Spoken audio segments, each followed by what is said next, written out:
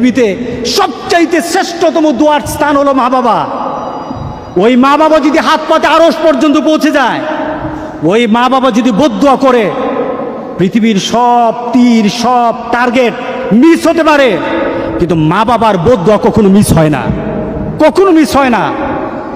আর সন্তান মা বাবার জন্য যখন দোয়া করে, পৃথিবীর কোনো হুজুর, পৃথিবীর কোনো বুজুর্গ ব্যক্তির দোয়া কবুলের ব্যাপারে সন্দেহ থাকতে পারে, কিন্তু সন্তান যখন মা বাবার জন্য দোয়া করে, এই দোয়া আল্লাহ ফেলে দেয় না।